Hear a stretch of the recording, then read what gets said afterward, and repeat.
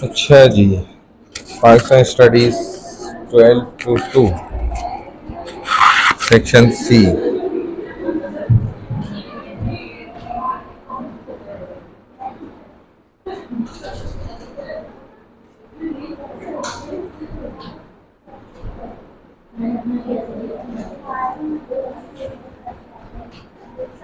वालेकुम अस्सलाम वरहमतुल्लाहि वबरकातुहू।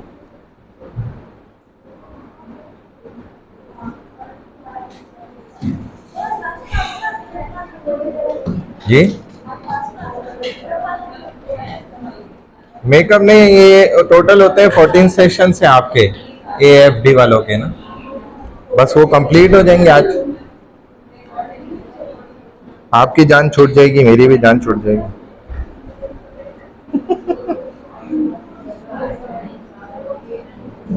क्यों भाई हमजा? हाँ बहुत सारे।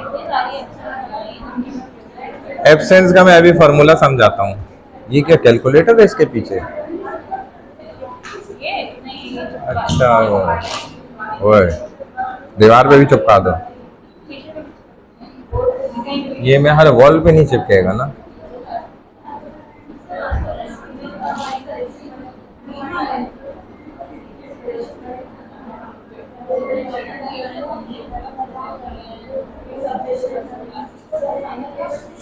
अच्छा जी, अटेंडेंस ले लेते हैं। बिस्मिल्लाहिर्रहमानिर्रहीम। टाइम हो गया। वो तो घर से भी कितने लोग आ रहे हैं। अब्दुल मुइस, अब्दुल्ला हुसैन खान, आयशा अब्दुल करीम, अलीशा शहजाद, अलिशबा फैसल, आमना 481, आमना 505, आमना जी क्या नाम है? आमना 505 वाले की जरूरत ही नहीं है। 6 तो है आपकी, इशू नहीं है, कुछ भी नहीं होगा। हाँ 6 तो जायज है। अनुषा अमीर अली, अलिशबा फैसल। अच्छा अनुषा अमीर अली, क्या नहीं करिएगा? प्रेजेंट। अच्छा प्रेजेंट। अरीबा फातिमा, अरीबा नौमान, अरीशा सुहेल। वालेकुम सलाम रहमतुल्लाहि व बरकातुहू। खैरियत से?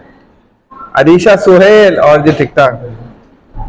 अशना असलम। वालेकुम सलाम रहमतुल्लाहि व बरकातुहू। हाँ अब्दुल मुइस तो अभी मेरा ख्याल है अब्दुल मुइस आए ही नहीं। अरीशा सुहेल, अशना असलम, आयशा आमिर खान, आयशा असद, आयशा नदीम, आयशा उवैस, बेनजीर, बिस्मा उस्मानी, बुशरा सलीम, ईमान अहमद, फातिमा हसान, फातिमातुज ज़हरा, फातिमातुज ज़हरा खान, फातिमा ज़हरा, फातिमातुज ज़हरा और फातिमा ज़हरा दोनों नहीं है।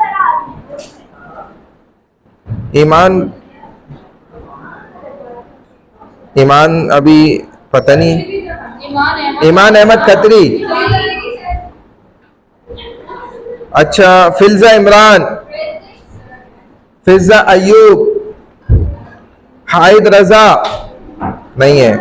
हलीमा, ये हलीमा की भी ज्यादा हुई नहीं है। आज सही कराएं इसको वरना आप रह जाएंगी। हानिया, मैं भी प्रोसीजर बता देता हूँ क्या करना है। हुंजा बतूल, बतूल जैदी थोड़ी पता है। इकरा आबिद, इकरा आबिद नहीं आई, कल भी नहीं आई थी ये। इकरा अस्मी, इकरा अस्मी। मसरूर अहमद, माहीन, क्या नाम है? इकरा नदीम, मारिया, माहीम नहीं है। महक रानी नहीं है। मिशाल अमीन, ये कौन है? मिशाल अमीन आप भी सही कराएंगी तो मसला हल होगा। मोहसिन, मोहसिन नहीं आए। मोहम्मद अली नवाज कहाँ है? मोहम्मद अजलान, मोहम्मद मुस्तफ़ा नहीं आएगा तो लाऊंगा ना। मुस्तफ़ा भाई। मोहम्मद सुमीत, तुम्हें भी सही करानी पड़ेगी सुमीत। अरे भाई ऐसे नहीं सही होगी, पूरा फार्मूला है वो अप्लाई करोगे तो सही होगी। मोहम्मद सुनैन अमीन, मुजना सगीर, पलक, राबिया शेख। आप भी देख लिएगा, पता नहीं 7 पे अगर है मसला। रिज्जा अली खान, रिज्जा, सबा, सम्मान असलम, समरीन अहमद, सना तारिक, संजना, सारा सुहेल, सारा, सुहैबा मोहम्मद अशरफ, सैयद आसन नईम, सैयद मोहम्मद हसन अस्करी, हसन अस्करी, सैयदा ईमान उवैस, ईमान उवैस। अभी तो आपने पीछे भी लगवाई कोई, वो कतरी। अच्छा आपके नाम में कतरी आता है। सैयदा जोहा कमाल, ताहा खान, उनैजा सिद्दीकी, इसकी एक भी एब्सेंट नहीं है ताहा की। उनैजा कौन है? उनैजा आप है? उरूसा, यशाल तारिक, यशाल का है? ये आपको भी फॉर्मूला अप्लाई करना पड़ेगा। युसरा याकूब, ये क्या है? जैनब, ये क्या है? जैनब नहीं नहीं वो ये जैनब, ये आपको भी सही कराना पड़ेगा अटेंडेंस में। जैनब अली, जारा शेख, ये किधर है? जोहा काजिम, जोया शहरियार, आपको भी सही कराना होगा। 8 एब्सेंट्स आ रही है। मेरी थोड़ी है जो आप मुझे ऐसे आपकी है, मुझे क्या पता। मेरी थोड़ी 8 एब्सेंट, मेरी तो एक भी एब्सेंट नहीं है।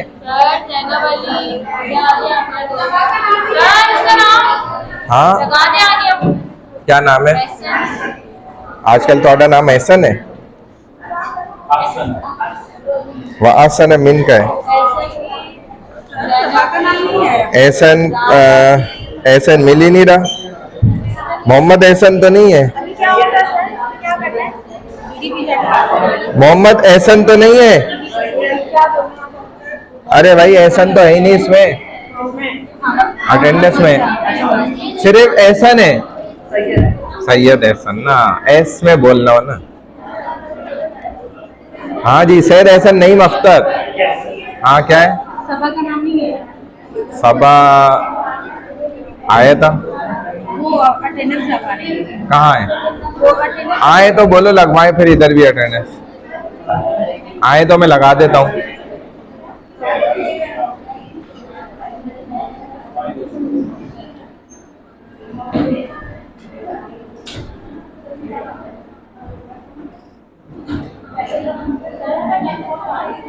क्या नाम है? हैं? अरीशा सुहेल। अरे भाई नाम इसलिए पूछो, ये औरों की लगवा देते हैं ना। हाँ भाई जैनब आ गई, जैनब अली ना, बस सही है। और तो किसी की नहीं है अटेंडेंस आज की? आपके लग गई, सबकी लग गई।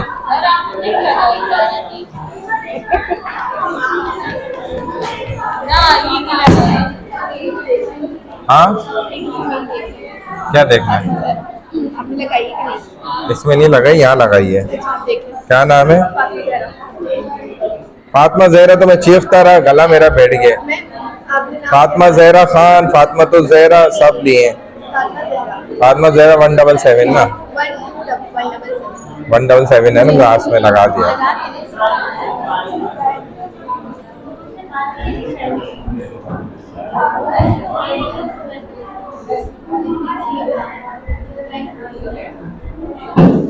अच्छा भाई, ये अटेंडेंस हो गई। हाँ, आज है, कुछ ना कुछ तो करेंगे ना, ऐसे थोड़ी।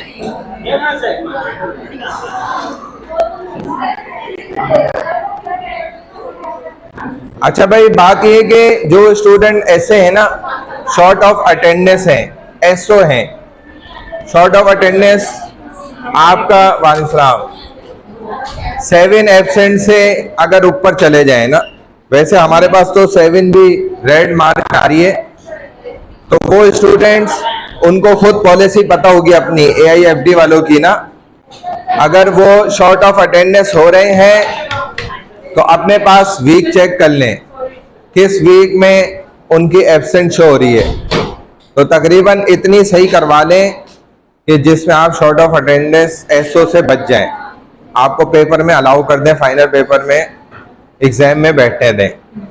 तो उसका तरीका ये है कि जो इन्होंने ईडीपी वालों ने बताया कि आप एक छोटी सी एप्लीकेशन लिख लें, उसमें वो वीक डेट डाल दें, जोन सा भी आप जिस दिन एब्सेंट लगी हुई है। अगर फॉर एग्जांपल किसी की 8 है तो वो 1 सही करा ले, 7 पे उसको बैठने दिया जाएगा। किसी की इससे ज्यादा है तो वो उतनी ही सही करा ले कि 7 तक आ जाए। तो एप्लीकेशन एक शॉर्ट फॉर्म में लिख लें अपने हाथ से ही, ये नॉर्मल पेपर पे ही, और फिर हमसे आज ही साइन करा के ना आप फिर मुझे उसकी व्हाट्सएप तस्वीर भेजें तो मैं फॉरवर्ड कर दूंगा इनको, तो ये उसको ना करेक्शन कर देंगे, क्योंकि वो हो जाती है लॉक होती है, तो वो हमारे हैंड से नहीं अनलॉक होती, वो वहीं से आईटी वाले जो आपके हैं ना, जुबैर साहब हैं, कौन बैठते हैं वहाँ, वो ही ठीक कर देते हैं, वो कहते हैं ओके हो जाएगी, तो हम उनको फॉरवर्ड कर देंगे, आपका केस वहां से इंशाल्लाह करेक्शन हो जाएगी। अब देखो, बात ये है कि मैं आपको बता देता हूँ काम की बात, वो ये है क्लास में आने का फायदा, कि आपका जो फाइनल एग्जाम पेपर है, सेक्शन सी है ना ये वाला हमारा, हाँ सेक्शन सी वालों का जो फाइनल पेपर है ना, इतना तो मैंने आपको बता दिया था, अब चूंकि प्रिंट हो गया है तो हम आपको बता सकते हैं, समझा सकते हैं, क्योंकि पहले सेक्शन कंफर्म नहीं था, हो सकता था आपका वाला जो मैंने पेपर बनाया वो डी वालों को दे देते, नहीं वो तो मैं नहीं बताऊंगा पूरे, लेकिन ये कि मैं आपको उंगली पकड़ के रास्ता दिखा दूंगा, आगे आपने रास्ता खुद पार करना है, ठीक है, हाँ ये मैं कर दूंगा इंशाल्लाह। तो अब पेपर तो आपको पता ही है कि 12:15 से 2:45 बजे का है, आपका 2.5 आवर्स का पेपर है, 40 मार्क्स का पेपर है, ट्यूसडे दिन 24 जून को, 24 जून को है आपका पेपर। आंसर्स आपने सारे के सारे जो है वो आंसर स्क्रिप्ट पे लिखने हैं, आंसर शीट पे, आपने क्वेश्चन पेपर पे ना एमसीक्यूज करने, ना थ्योरी बेसिस आंसर्स लिखने, कुछ भी नहीं लिखना, आपने सिंपल जो है आंसर स्क्रिप्ट आपको बिल्कुल सेपरेट मिलती है, उसी के ऊपर आपने एमसीक्यूज भी लिखने, आप नंबर सही डालें और एमसीक्यू का जो भी आंसर है वो आप, अगर आपको एबीसीडी में ऑप्शंस दिए हैं तो एबीसीडी सेलेक्ट करें, 1 to 3 में दिया जाता है तो 1 to 3 सेलेक्ट करें। अब मिड में जैसे आपने किया था बहुत से स्टूडेंट्स ने, अगर हमने 1 to 3 में ऑप्शंस दिए थे तो उन्होंने एबीसीडी में लिख दिए आंसर, एबीसीडी में दिए थे तो 1 to 3 में लिख के हमने खुद अपनी मर्जी से उसको अपने पेन से सही करके और नंबर दे दिए थे, लेकिन हम फाइनल में ऐसा नहीं करते। फाइनल में अगर आप ये फिर मिस्टेक रिपीट करेंगे तो आपका नुकसान है, आपको वो मार्क्स डिडक्ट हो जाएंगे, हम उसको करेक्शन नहीं करेंगे। अगर हत्ता कि आपने क्वेश्चन नंबर गलत डाला, आंसर बिल्कुल सही दिया, वो भी क्रॉस करेंगे हम, उसको हमने मिड में ठीक कर दिया था जो सच्ची बात है, लेकिन हम फाइनल में उसको ठीक नहीं कर सकते, इसलिए पेश की माजरत है। तो इसीलिए आपको आंसर नंबर, क्वेश्चन नंबर बिल्कुल सही डालना होगा, और जो क्वेश्चंस का पार्ट है उसको भी ABCD में है तो वही आपको डालना पड़ेगा। और इस चीज का ख्याल रखें, अगर आप सीक्वेंस वाइज पेपर करें, क्वेश्चन नंबर 1 आपको आता है तो आप उसी को पहले हल करें, 2 आता है उसको फिर सेकंड नंबर पे आप उसका सोल्यूशन कर लें। लेकिन ये ना करें कि जो हरकत मिड में बहुत से स्टूडेंट्स ने करी, गलत किया, कि मिसाल के तौर पे एक सवाल उन्होंने स्टार्ट किया और दरमियान में सेकंड क्वेश्चन का कोई पार्ट जो है ना वो कंटिन्यू कर दिया, और बाज ने तो कोई नंबर भी नहीं डाले, ये भी उन्होंने गलत किया। मैंने खुद नंबरिंग करके उनको सही आंसर अगर उन्होंने लिखा था तो मैंने चेक कर लिया था मिड में। फाइनल में हम ये हरकत बिल्कुल भी नहीं करेंगे, और ये यूनिवर्सिटी की पॉलिसी भी है कि आप अगर आपने आंसर बिल्कुल ठीक दिए है, 100% आपका पूरे मार्क्स है, उस सवाल के 10 नंबर पूरे आपके, लेकिन आपने नंबर ऊपर गलत डाल दिया, वो आंसर था क्वेश्चन नंबर 1 का, आपने 2 डाल दिया, तो टीचर उसको क्रॉस कर सकता है, उसके बाद ऑप्शन है, उसकी मर्जी है, वो अगर ऊपर सही करके आपका आंसर चेक करके नंबर दे देता है तो उसकी मेहरबानी है, वरना पॉलिसी यही है उसको हम कट कर दे, इतना टाइम नहीं है, स्टूडेंट ज्यादा होते हैं। तो अपने पेपर को खुद डिफिकल्ट ना बनाएं, पेचीदा ना करें, बहुत आसान वे में, बहुत सिंपल अंदाज में आप सीधा सीधा पेपर दें। और पेपर की तैयारी से ज़्यादा बेहतर अच्छी चीज़ ये भी होती है, जो फर्स्ट प्रायोरिटी वाइज एक पॉइंट होता है, वो ये है कि आप पेपर को पहले समझें। जैसे मिड में आपके साथ हरकत हुई, हाँ जी क्या हुआ, एप्लीकेशन वो ना अटेंडेंस वाली मैंने अभी अनाउंसमेंट करी, अभी रखो, मैं सबकी एक साथ करता हूँ, ठीक है। कहाँ जा रहे हो? हाँ अभी कहाँ जा रहे हो? घर में क्या है? क्या लिखा है तुमने? कितनी सही करानी है? सर 8 अभी टोटल कितनी है? 8 है, तो सही कितनी करानी है? कितनी हो जाएगी सर? डेट तो डालते, कौन सी डेट की सही करानी है वो तो लिखो इस पे। जब डेट ही नहीं डालोगे तो वो सही कौन सी करेंगे? वो तो पूछेंगे आप कौन सी में एब्सेंट है। मैं तो कर रहा हूँ, लेकिन उधर से आप इस पे डेट तो सही डलवाए ना।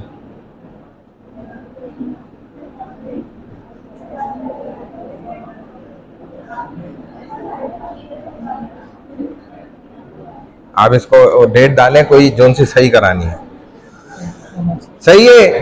तो अब उसमें क्या है कि आपने मिड को नहीं समझा था, पेपर क्वेश्चन नंबर 1 था, अगर किसी को वो आता था तो समझ लें उसका क्वेश्चन नंबर 2 भी सॉल्व हो गया और थर्ड क्वेश्चन नंबर 3 भी सॉल्व हो गया था, अगर उसको क्वेश्चन नंबर 1 आता था। तो इवेंट्स अगर उसने सही ऑप्शन MCQs के सेलेक्ट किए थे तो वही same as it is question number 3 का पूरा प्रॉपर वही आंसर था, आप पूरा कॉपी कर देते वही आंसर था।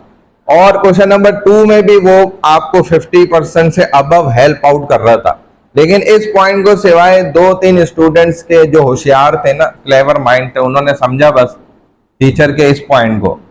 बड़े बड़े अच्छे समझदार लड़के और लड़कियों ने इस पॉइंट को नहीं समझा, तभी वो पेपर में फंसे रहे और वो पेपर को मुश्किल समझते रह गए। और ये इवेंट्स पूछ लिए, ईयर वाइज पूछ लिए, कौन से सन में कौन सा इवेंट हुआ था ये हमें कैसे पता चले, हालांकि आंखों के सामने वो 10 पता नहीं 20 मैंने MCQs दिए थे, कितने दिए थे 10, उन सब में वो कहानी मौजूद थी, सारी कहानी आंखों के सामने, लेकिन वो कहानी बनाने में लगे हुए कि कोई कहानी मैं बना लूं, बताओ। तो ये होता है ऐसा हिडन पॉइंट ना जिसको कोई समझदार ही समझ सकता है, पकड़ सकता है। तो बहरहाल फाइनल पेपर में ऐसी बहुत सी चीजें होती हैं जिनको आपको फिर समझना होगा, खुद पेपर को समझकर उसको फिर आप हल करेंगे आसानी से, और वो आसानी से हल भी हो जाएगा फिर इंशाल्लाह। तो अब फाइनल पेपर में क्या चीजें हैं, जो हमारे पास 3 क्वेश्चन हैं टोटल, जिनमें पहला मैंने आपको देखे, सबसे पहले आपको ये हेडिंग मिल जाएगी कि आपने आंसर स्क्रिप्ट पे पूरा पेपर करना है, क्वेश्चन पेपर पे कुछ नहीं करना। Answer all the question, answer should be brief and relevant, avoid unnecessary and irrelevant text. जो देखिए बहुत से स्टूडेंट्स ने ऐसे होते हैं उनको पेपर इतना अच्छा नहीं आता, पेपर में जो क्वेश्चन सवाल पूछे गए उनके आंसर इतने अच्छे नहीं आते, अपने जहन में एक उनके खाका होता है, वो उसमें अपने अल्फाजों में बना के लिख देते हैं, लेकिन वो पेपर को इतना अच्छा समझ लेते हैं। पेपर आना अलग चीज है और पेपर को समझना अलग चीज होता है।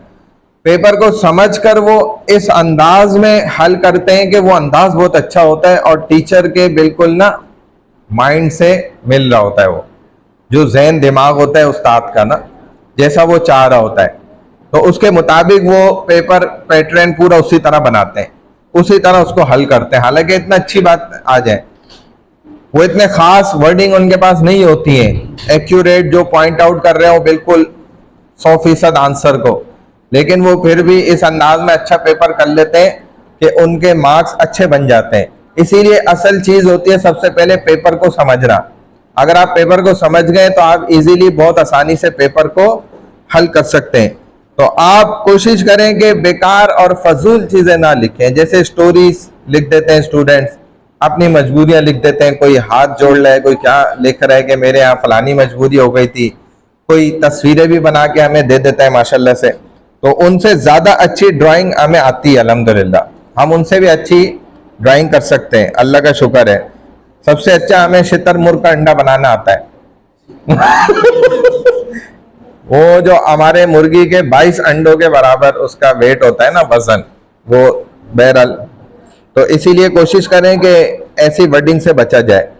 तो आपके जो एमसीक्यूज हैं ये तो ओवरऑल आपके जितने भी लेक्चर्स हैं ना सब में से इंक्लूड हुए हैं, उसके लिए तो आपको तमाम टॉपिक्स को ही नजर माननी पड़ेगी, देखना पड़ेगा, लेकिन बहुत सिंपल है, आसान है, इजी है। बाकी आपका जो क्वेश्चन नंबर 2 है ये 15 मार्क्स का है, क्वेश्चन नंबर 3 भी 15 मार्क्स का है, 3 पार्ट है इसके अंदर ABC करके। अब हर पार्ट सेकंड क्वेश्चन आपका लॉन्ग आंसर्स हैं। लॉन्ग क्वेश्चन मतलब होता है कि उसके जवाबात आप देंगे तो थोड़ा लंबा ही जवाब देंगे।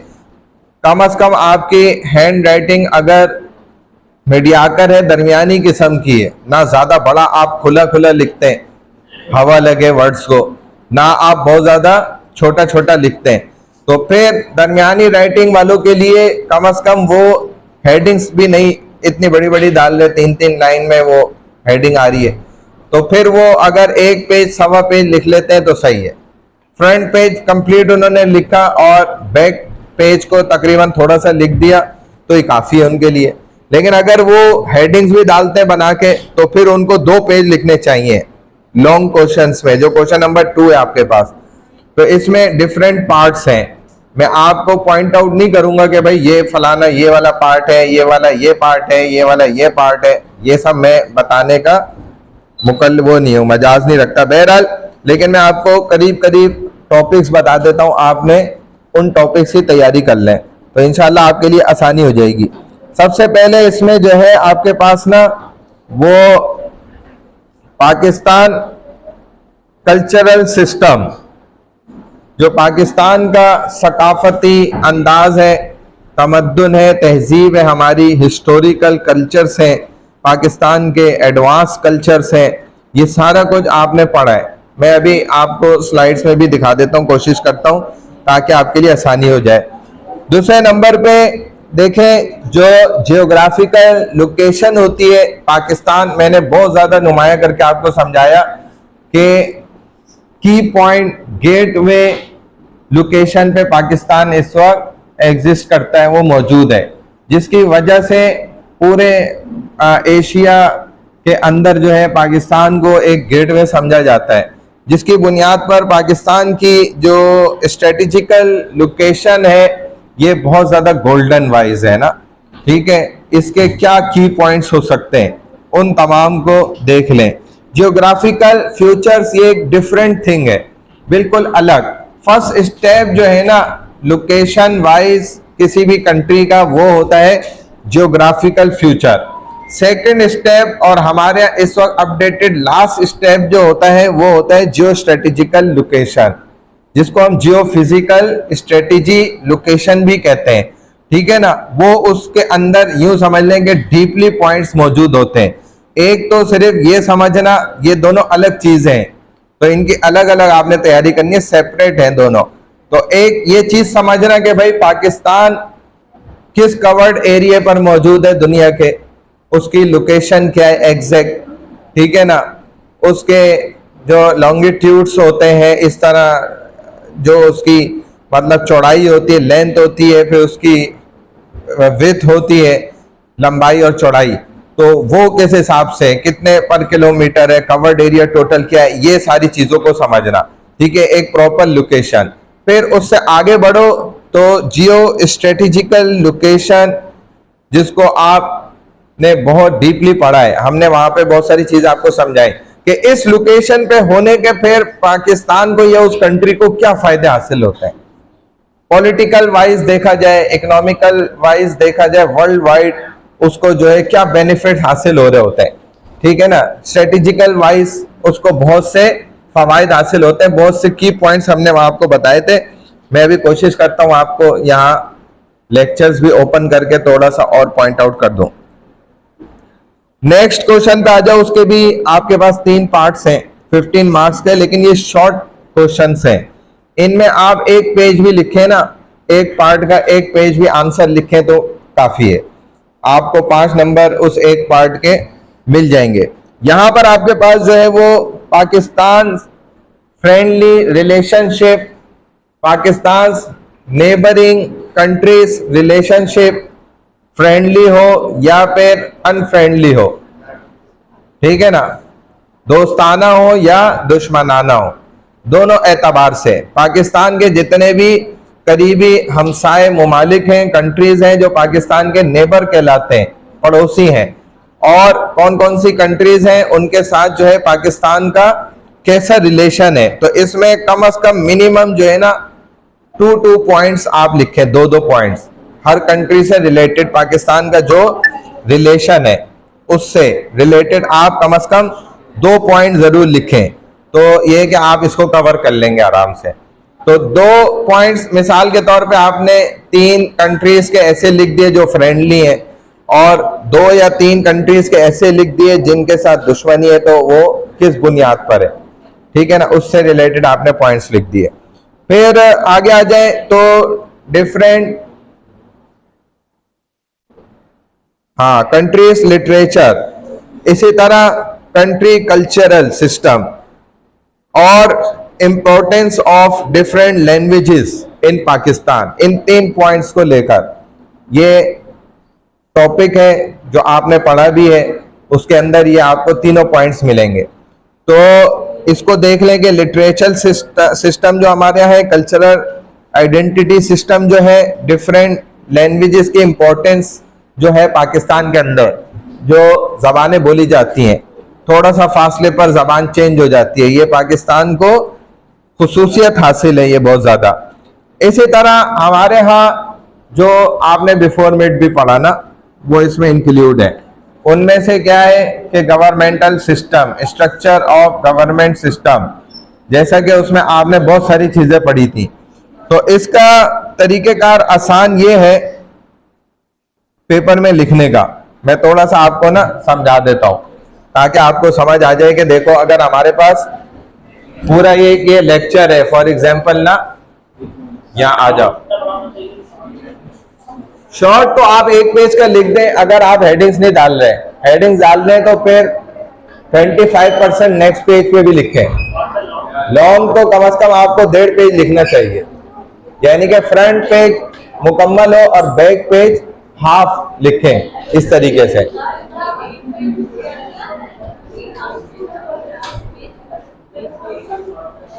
जैसे देखो हमारे पास ये गवर्नमेंट एंड कॉन्स्टिट्यूशंस, ठीक है ना। अब इसके अंदर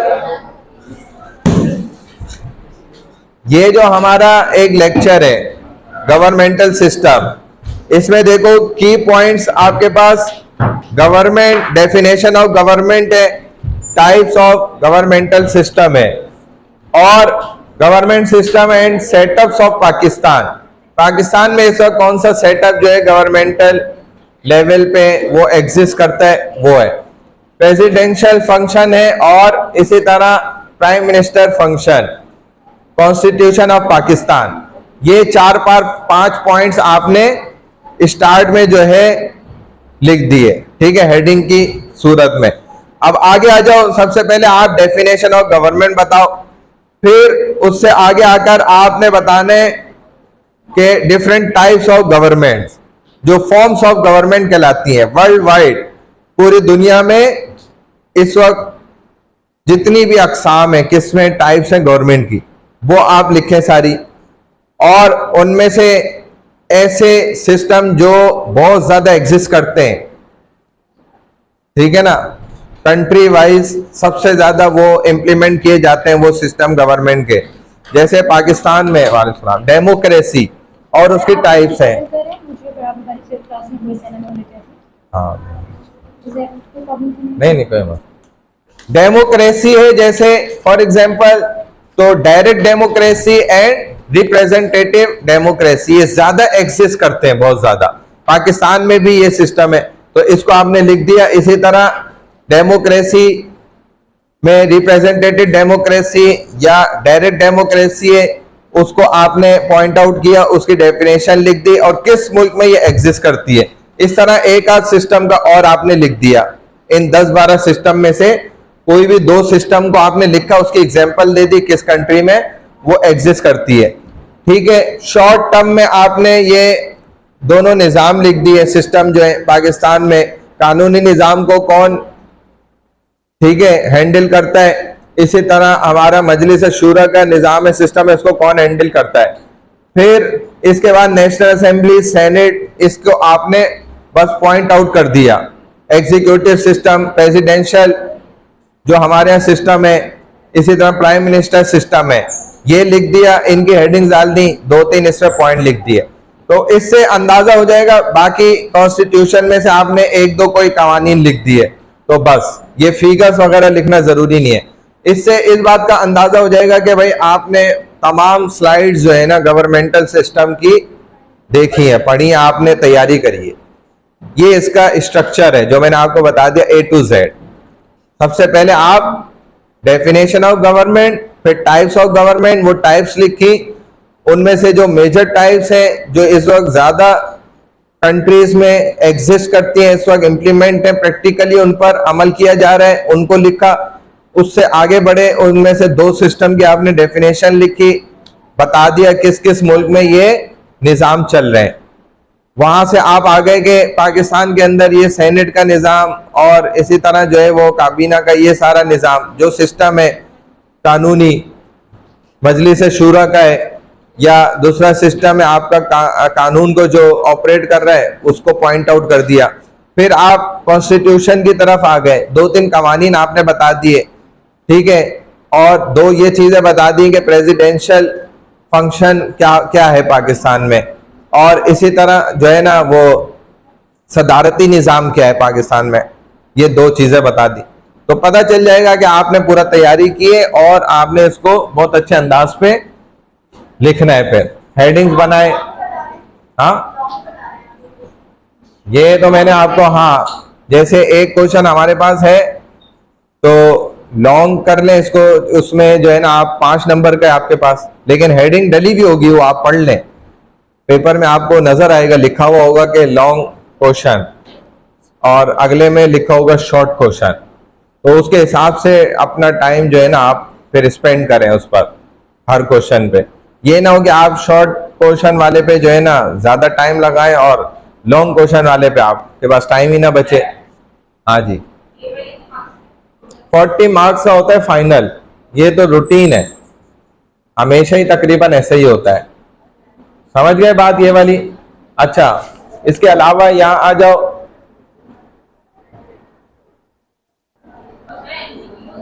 हाँ जो पाकिस्तान कल्चर मैंने बताया, MCQ 10 है, 10 नंबर के हैं। अब पाकिस्तान कल्चर के अंदर आ जाओ तो यहां पर आपको देखो ये पॉइंट्स मिल जाएंगे, इन पॉइंट्स को देखो, नजर आ रहा है? तो देखो, culture and salient features of culture, custom, culture, arts and architecture of Pakistan, festivals of Pakistan, ethnic diversity, religious diversity, ये पॉइंट्स आते हैं पाकिस्तान कल्चर के अंदर। अब इसमें भी बिल्कुल वही पैटर्न होगा, आप डेफिनेशन ऑफ कल्चर बता दें, ठीक है ना, समझा दें ये वर्ड कल्चर कहाँ से अखज किया गया है, कहाँ से इसको निकाला गया है, किस जबान का ये वर्ड है, वो समझाने के बाद आप पाकिस्तानी कल्चर को थोड़ा सा डिफाइन कर दें। डेफिनेशन के बाद आगे आ जाए तो लैंग्वेजेस इन पाकिस्तान, ये भी मैंने आपको पॉइंट बताया। तो इन लैंग्वेजेस से रिलेटेड जो है वो 2-3 पॉइंट्स यहां से याद कर लें, उनको देख लें, वो बता दें, ठीक है ना। आगे आ जाए, जो फैमिली बॉन्ड्स है ये इंपॉर्टेंट पॉइंट होता है, पाकिस्तान कल्चर का एक बहुत बड़ा खासा है, इंपॉर्टेंस रखता है ये, क्योंकि हमारे पास है ये चीज, बस मुसलमानों के पास, ये और किसी के पास नहीं है। इसी तरह और कोई आपके यहाँ जो शादी है ये आप पॉइंट उसमें रेज कर सकते हैं, बता सकते हैं। रिलीजियस फेस्टिवल्स हैं, हमारे पाकिस्तान के अपने फेस्टिवल्स हैं, उनको बताया जाता है। नेशनल फेस्टिवल बताए जा सकते हैं, प्रोविंशियल फेस्टिवल्स हैं, उनको आप यहाँ पे डिस्कस कर सकते हैं। रिलीजियस फेस्टिवल्स को तो बहुत ज्यादा आप जो है यहाँ पर बड़ी आसानी से समझा सकते हैं। आपकी ईद है, ईद के मुतालिक तो आप बहुत सारी बातें कर सकते हैं, ठीक है। अच्छा, एथनिसिटी मैंने आपको बताया था, डाइवर्सिटी ऑफ एथनिसिटी ये भी बताया था। अगर ये भी पॉइंट वहां पर आप लिखें तो बहुत अच्छी बात है। रिलीजियस डाइवर्सिटी बताया था, ये लिख दें। लास्ट में कैलकुलेशन बताई थी, ये अगर बताएं तो ये जबरदस्त चीज है। माइनॉरिटी और मेजॉरिटी वाइज पाकिस्तान में इस वक्त क्या पॉपुलेशन है, ये हमारे कल्चर का हिस्सा है, उससे हमारे कल्चर पे बहुत फर्क पड़ता है, ठीक है ना। औरों का कल्चर भी हमारे अंदर इतना ज्यादा जो आ गया है, तो ये उसकी वजह यही चीज होती है। इस तरीके से जो है पाकिस्तान कल्चर, इसको जो है आप देख लें। फ्यू प्रॉब्लम्स एंड सॉल्यूशंस, ये मैंने आपको बताया था, ये हमने पढ़ा है। तो मेजर 3 प्रॉब्लम्स थी जो हमने पढ़ी थी। तो पाकिस्तान को फेसिंग प्रॉब्लम्स जो है टुडे, आज के दिन पाकिस्तान, और पाकिस्तान जब से बना है तो पाकिस्तान को ये मसाइल दरपेश हैं, ठीक है ना। स्टार्ट से पाकिस्तान के साथ ये मेजर प्रॉब्लम्स हैं जो हमें फेस करनी पड़ती हैं। सबसे पहले उसमें टेररिज्म प्रॉब्लम है, जिस तरह हमने आपको समझाया उसी तरह आप इनको पॉइंट्स को वहां पे 1-2 भी पॉइंट लिखें तो बहुत है। फिर आगे आ जाए, सेकंड प्रॉब्लम एजुकेशनल वाइज है। एजुकेशनल प्रॉब्लम में हमारे यहाँ पढ़ाई का निज़ाम क्यों बर्बाद है कि डिफरेंट हमारे पास सिस्टम्स हैं एजुकेशनल वाइज। अब वो लेवल ही अलग अलग है, एक बिल्कुल डाउन लेवल है, पुअर पर्सन, पुअर बिल्कुल गरीब तबका है, वो जो फीसें दे नहीं सकता, वो जो किताबें खरीद नहीं सकता, उनके लिए जो है वो सरकारी स्कूल और कॉलेज और ये बन गए सब। और जो भारी भारी फीसें दे सकते हैं, 20 लाख की डिग्री हासिल कर सकते हैं AIFD के अंदर, तो वो जो है माशाल्लाह फिर उसी तरीके से उस डिग्री को हासिल कर रहे हैं। बात समझ में आ गई? तो ये क्या हो गए, बिल्कुल डिफरेंट सिस्टम आपने खुद बना दिया एक दूसरे के मुकाबिल। तो ये सिस्टम गलत है, एक इक्वल सिस्टम होना चाहिए, तभी जो है ना पढ़ाई का लेवल एजुकेशनल तब बराबर होगा। तो आप यहाँ पढ़ाने के बाद सरकारी स्कूल में पढ़ाने जाएंगे? सरकारी स्कूल में यहाँ पढ़ाने के बाद जाएंगे, तो वहां जाएंगे क्यों, पहले तो ये बताओ। इतने अच्छे माहौल को छोड़ के वहां जाएगा कोई?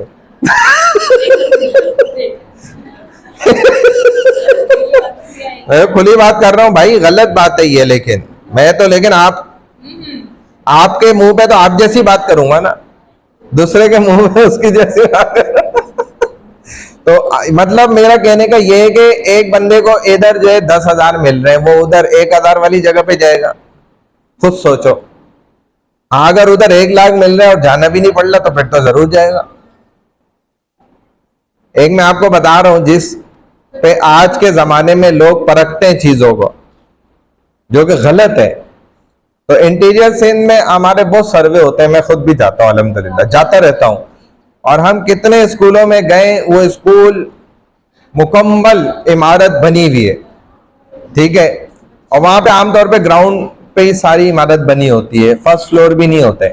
इंटीरियर में आप जाएं देखें तो वहां पर क्या है, बच्चे भी हैं, स्टूडेंट्स भी हैं, गांव देहात के भरे पड़े हैं बच्चे, पढ़ना भी चाहते हैं, गरीब तबका है, लेकिन उनको पढ़ाने वाला उस्ताद जो है वो उसकी जी 1.5 लाख रुपए तनख्वाह है, वो कभी आता ही नहीं। बताते हैं जी उसको 20 साल हो गए, वो कभी आज तक आए ही नहीं यहाँ पर।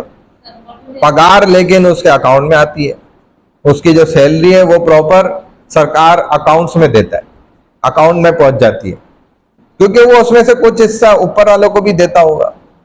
तो ये हालात है। अच्छा, उधर जब हमने बहुत ज्यादा हम अंदर दाखिल होते हैं, देखते हैं कि भाई फिर क्या हो रहा है, बच्चे तो आ भी रहे हैं और कोई पढ़ाने भी आ रहा है, तो पता चलता है कि भाई वो एक मौलवी साहब है, आलिम, बाकायदा डिग्री याफ्ता, यानी उनके पास सनद है, जो हमने भी हासिल की वो उनके पास भी है। और अक्सर तो हमें उधर वो मिले जो हमारे अपने यहाँ अकेडमी से ही पढ़ के, मदारिस से पढ़ कर गए, 11-11 साल उन्होंने इधर लगाए, और ये कराची के बिनोरी टाउन से, कोई दारुल उलूम से, कोई जामियातुर रशीदिया से, कोई बड़े बड़े मदारिस से, यहाँ से वो 11-11 साल पूरा पढ़ के अपनी सनद डिग्री हासिल करके, जो इक्वल टू डबल MA होती है, मास्टर्स, और वो बेचारे उधर अल्लाह वास्ते जो है ना 3-3, 4-4, 5-5, 6-6 गांव वाले तलबा को सबको पढ़ाने जाते हैं अलग अलग। हाँ, उधर कितने हमें ऐसे मिले, एक मौलवी साहब मिले तो बता रहे थे, मैं सुबह में वो फलाने गांव में होता हूँ, उधर 2-3 गांव के और भी बच्चे आ जाते हैं, मतलब हजारों की तादाद में बच्चे हो जाते हैं, वो सबको अकेले पढ़ाते हैं वो, हालांकि उनको कोई प्रॉपर फीस सरकार नहीं देता, ना किसी उन्होंने रखा हुआ है इनको टीचर, वो अपनी उस पर बस गांव वाले बस जो मदद कर देते हैं वो कर देते हैं। फिर वो इस दूसरे गांव में आते हैं, इतना कई किलोमीटर पैदल चल के, फिर इधर जो है 2-3 गांव वाले बच्चे सारे आ जाते हैं इनके पास, वो उनको पढ़ाते हैं। तो ये तरीका है, यानी कि आप देखें जिसको बाकायदा वो जॉब असाइन की गई है वो आता ही नहीं है, उसका पता ही कोई नहीं है, और बेचारा एक आलिम जो है वो बच्चों को पढ़ा रहा है। ये निजाम है भाई। तुम्हारा ग्रुप जो है ना अलग अलग बैठो सारे, एक जो जिस रो में चला जाए दूसरा उस रो में जाए ही नहीं, गलती से भी जगह नहीं है, इधर आओ मैं जगह बनाता हूँ, इधर आओ। बस में भी लोग चढ़ते हैं यही बोलते हैं जगह नहीं है, इधर आओ फिर भी वो बस में चढ़ जाते हैं, देखो लटक जाते हैं, भले जान पे खेल लेते हैं, लेकिन चढ़ते हैं बस में, बोलते हैं जगह नहीं है बस में। हाँ, अटेंडेंस में लगा रहा हूँ। हाँ, तो ये क्या है, हमारा लेवल ऑफ एजुकेशन है पाकिस्तान का, जो बहुत खतरे के अंदर है इस वक्त। तो भाई जब एक गरीब का बच्चा इतना अफोर्ड ही नहीं कर सकता इतनी महंगी तालीम, अब वो भले ज़हीन है आपसे ज्यादा उसका दिमाग है, और वो आपसे कई गुना ज्यादा अच्छा पढ़ भी सकता है, लेकिन क्या है कि बस लैक ऑफ मनी बोले या जो भी है, वो चूंकि गरीब का बच्चा है वो नहीं पढ़ सकता भाई, वो जाए सरकारी निजाम में पढ़ सकता है तो पढ़ ले, वरना भाई जाओ अपना काम करो। तो ये क्या हो गया, इससे हमारा एजुकेशनल सिस्टम ना तबाह बर्बाद हो गया। हमने खुद अपने हाथों से इतने सिस्टम बना दिए, ये A लेवल है, वो O लेवल है, ये फलाना लेवल है, ये मैट्रिकुलेशन लेवल है, इतने लेवल बना दिए हमने, इसको बिजनेस का सिस्टम बनाया है। ये क्या है, कारोबारी सिस्टम है कि आपको एक अपनी डिग्री निकालने के लिए जी 8,000 देने पड़ेंगे 10,000 देने पड़ेंगे। आपने अगर वो, हाँ, घर वालों को भी बुला रहे हैं, उनके सीट के भी पैसे देने पड़ेंगे। अरे भाई ये कौन सा निजाम है, इससे अच्छा तो हमारा मदारिस का निजाम है कि 1 रुपया आपसे नहीं लेते, बल्कि उल्टा वजीफा आपको देते हैं, उल्टा वजीफा देते हैं। अगर आप मुस्तहिक है वजीफा लेते रहे, 8-8, 10-10 हज़ार रुपए हर महीने वजीफा मिल रहा होता है। बकरे अलग, आप माशाल्लाह ताजा गोश्त रोज खाते हैं, वो अलग चीज है। तो ये होता है पढ़ाई का लेवल, एक सेम लेवल है पूरे मुल्क के अंदर जो है ना, पूरे पाकिस्तान में एक स्टैंडर्ड है तालीम की। जो हमारा रिलीजियस एजुकेशन है, एक सेम स्टैंडर्ड पे, एक प्लेटफॉर्म पे सारे इकट्ठे हैं। आप कहते हैं कि उलमा इख्तलाफ करते हैं, आपके अपने एजुकेशनल सिस्टम में खुद इख्तलाफ है। एक ही रोड पर, एक ही लाइन में 10 स्कूल हैं, सबके सिस्टम अलग हैं। कोई कह रहे जी हमारा बड़ा दीनी सिस्टम है स्कूल का, वरना उन्होंने दीन को भी नहीं छोड़ा। दूसरे कहते हैं हमारा अमेरिकन सिस्टम है तीसरे कहते हैं हमारा ऑस्ट्रेलियन सिस्टम है, वो कहते हैं हमारा बीकन हाउस वाला सिस्टम है, वो कहते हैं हमारा पता नहीं लंदन का सिस्टम है। कौन कौन से सिस्टम खुद बनाए। और आप मदारिस को देख लें, सारे एक स्टैंडर्ड के, जिस दर भी जाए तो सेम सिलेबस है, सेम बिल्कुल एजुकेशनल का मयार है, सारा कुछ एक जैसा है, एक ही जैसा है। और वो हमसे ज्यादा अच्छा है, बेहतर है अल्हम्दुलिल्लाह। मैंने खुद 14 साल भाई मदारिस में पढ़ा, मैंने तो कहीं मारपीट नहीं देखी। मुझे भी तो ला के दिखाओ। सर मारते वीडियोस वायरल हुई थी, अरे तभी सर ऐसा नहीं किया। कारी साहब तो आलिम नहीं होते बेचारे, वो तो खुद कारी साहब होते हैं ना, जो कुछ नहीं होता वो कारी साहब होता है। ये आपको पता है फार्मूला, ये हमारे मुल्क का फार्मूला है। टोपी वाला और दाढ़ी वाला मौलवी साहब होता है, और जो कुछ भी नहीं होता ना वो कारी साहब होता है। और हमें पता ही नहीं कारी साहब होता क्या है। यकीन करें, डेफिनेशन ऑफ कारी हमें नहीं पता, डेफिनेशन ऑफ आलिम हम नहीं जानते, डेफिनेशन ऑफ मुफ्ती हमें नहीं पता, डेफिनेशन ऑफ शेखुल हदीस हमें पता ही नहीं, हालांकि हम मुसलमान हैं। हाँ, शेखुल हदीस, यही तो हदीस का माहिर जो होता है, तो बाकायदा एक वैलिड डिग्री होती है उनके पास, उसके बाद वो ये मर्तबा हासिल होता है। बहरहाल ये एक लंबी डिस्कशन है, छोड़ो उसको। तो बहरहाल आपने जब ये सिस्टम बिल्कुल पॉइंट आउट कर दी है तो समझ लें कि आप इस चीज को समझ गए। थर्ड, हमारा जो प्रॉब्लम है पॉवर्टी का है, और इसमें क्या है कि गुर्बत है। हमारे मुल्क के अंदर गुर्बत इतनी ज्यादा क्यों बढ़ी है, तो उसके जितने भी पॉइंट्स हमने आपको बताए, आप 2-3 पॉइंट्स भी यहां पर इंशाल्लाह लिख देंगे तो वो काफी है। बात समझ आ रही है? नंबर आपको इंशाल्लाह फिर जरूर इसके मिल जाएंगे। चलें, ये बात हो गई, आगे आ जाए मजीद।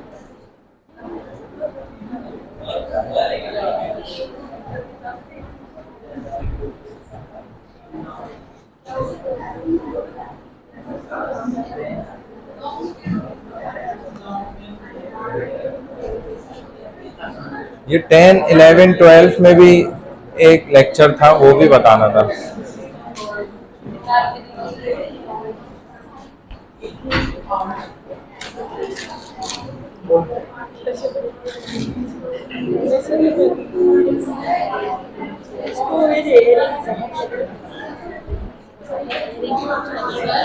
हाँ जी,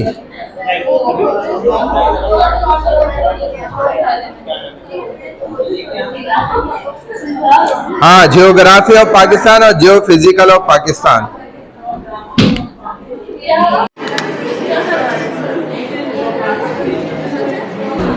अब देखो जियोग्राफी ऑफ पाकिस्तान, तो इसमें आपने कवर्ड एरिया पाकिस्तान का ये बताना है, लोकेशन बतानी है पाकिस्तान किस लोकेशन पर मौजूद है, फिर उससे आगे बढ़ो तो नेबरिंग कंट्रीज एंड बॉर्डर्स आपको यही मिल जाएंगे जियोग्राफिकल स्ट्रक्चर ऑफ पाकिस्तान में। फिर इसका जियोग्राफिकल इंपॉर्टेंस है, ये एक इंपॉर्टेंट पॉइंट है। अच्छा, ज्योग्राफी पे आ जाओ, क्लाइमेट, हमारे पास जो जो मौसम है इनको आप पॉइंट आउट कर सकते हैं, माउंटेन्स, ग्लेशियर, लेक्स, ये सारा कुछ जियोसानी प्लेन्स है, इनको आप मेंशन कर सकते हैं। अच्छा, सिटी वाइज जो है आप ज्योग्राफिकल लोकेशन ऑफ पाकिस्तान में इन सिटीज को भी पॉइंट आउट कर सकते हैं, बता सकते हैं, लेकिन इनके नाम सिर्फ जिक्र करें और कोई एक पॉइंट लिख दें बस, ज्यादा डिटेल में जाएंगे तो वो बड़ा लॉन्ग हो जाएगा। ठीक है, यहां से आगे आ जाए। हाँ, फिजियोग्राफी, ये भी जियोग्राफी के अंदर ही आता है, यहां से देख लें, एक आध पॉइंट यहां से लिख दें। अच्छा, आगे आ जाए, ये तकरीबन पूरा हो गया, बस इसमें ये पॉइंट्स हैं। अच्छा, नेक्स्ट आ जाए तो आपके पास है जियो फिजिकल फ्यूचर्स। जैसा कि मैंने आपको बताया कि ये एक डिफरेंट चीज है, जियोग्राफी ऑफ पाकिस्तान अलग चीज है, यहाँ पर आपको स्ट्रेटेजिक सिग्निफिकेंस, एडमिनिस्ट्रेटिव डिवीजन मिलेगा। एडमिनिस्ट्रेटिव डिवीजन आपको वहां गवर्नमेंटल सिस्टम में भी मिल जाता है, इसीलिए यहां पर आप एडमिनिस्ट्रेटिव सिस्टम को ना पॉइंट आउट करें तो बेहतर है। लोकेशन ऑफ पाकिस्तान आ जाएगा इसमें, इसके बाद जियो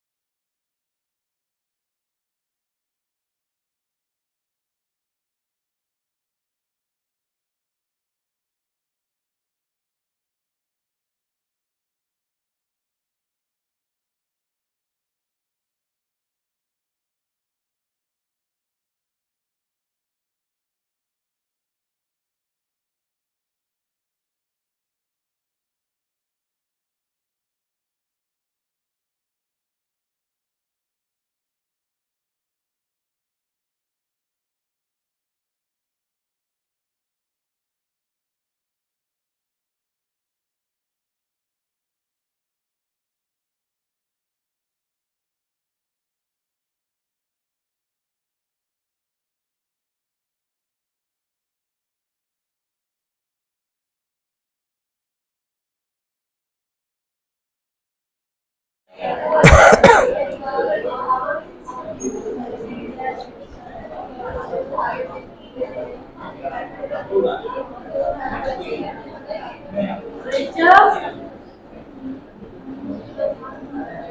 है ना, फुल स्क्रीन कैसे होगी F11?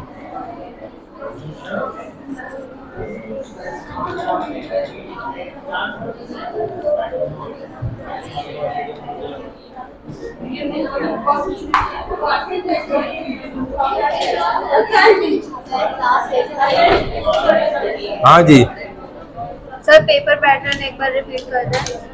अच्छा सही है, आई नहीं रही। चलो भाई, पेपर पैटर्न एक दफा और बता देता हूँ। किसी ने पॉइंट्स लिख लिए पेपर पैटर्न के? पॉइंट्स नोट डाउन करें किसी ने? सर आप 8 कर दो। कहा 6 पे तो कुछ नहीं होगा, 6 जायज है। 6 जायज है सर, मेरी तो एक भी नहीं है। 6 आपकी 6 है ना, नहीं, एक भी नहीं। इनकी है तो 6 पे मसला है। इससे देख के लगाओ, ये जो है ना फर्स्ट हाफ में आए थे ना, बस उनकी लगी हुई है फर्स्ट हाफ वालों की। सिर्फ फर्स्ट हाफ वालों की देख के लगा दो, सेकंड हाफ की मैं भी लेता हूँ। सर मुझे भी एक सिर्फ इस लाइन में लगाओ। सर मेरी एक एक्शन लगी है, उसे भी सही कर दो। एक से क्या हुआ, एक नहीं हो तो दाग आ जाता है। एक दाग आना अच्छा है। किससे? 6 एब्सेंट से कुछ भी नहीं होगा। कहते हैं तो अच्छा बच्चा है, 6 छुट्टियां तो करी है इसने कम से कम। मैंने तो एक पता नहीं एक मेरे कैसे रखा। हाँ याद है, सेकंड हाफ का लग गया था। इंग्लिश और मेरी उसमें ना 0-0 लगी जब क्वेश्चन मैंने किए हैं तो 0 कोई मैजिक किया होगा आपने, वही मैजिक यहाँ कर देते हैं आप। वो असल में होता है बाज़ दफा टीचर खुद लगा देते हैं, वो इस बखेड़ों में पढ़ते नहीं है ना। जितने पैसे दोगे उस हिसाब से क्वालिटी वाइज। ये भी तो ऑनलाइन करना है तो कैसे पता है ऐसे ही करना है। क्या मोबाइल यूज करने की क्लास है? सारे मोबाइल में लगे हुए हैं सब। उनको जाके बताइएगा पहले। ये प्रेजेंटेशन दे रही हैं, वो करना है और क्या करना है। कोई बात नहीं, आप अकेले दें, अभी तैयारी करें, ईमेल कर दें प्रेजेंटेशन और स्टार्ट करें। ईमेल करें ना, अब ईमेल करें, ईमेल लॉगिन हुई हुई है, जल्दी से कर दें ईमेल imran.ashraf पे।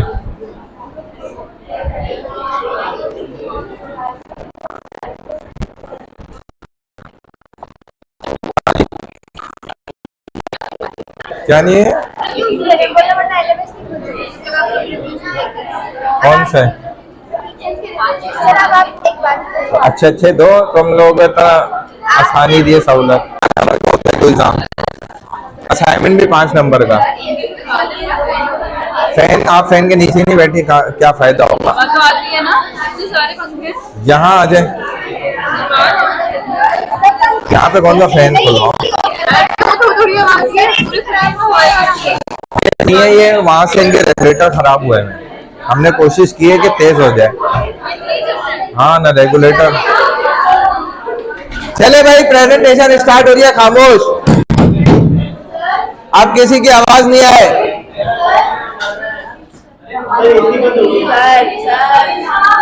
हो गया? नाम यहाँ पे है और यहाँ पे नहीं थे। लिख दे वो नीचे लिखिए। हाँ ना, देख के लिख। मैंने बनाया। खामोश अब, बस सब।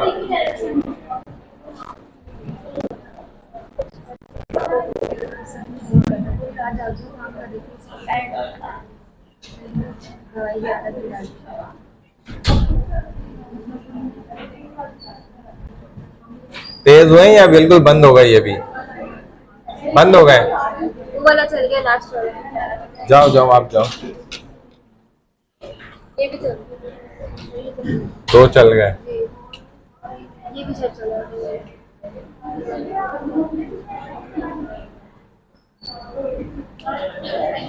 सर ये चल रहा है लेकिन स्लो है। ये चल गया।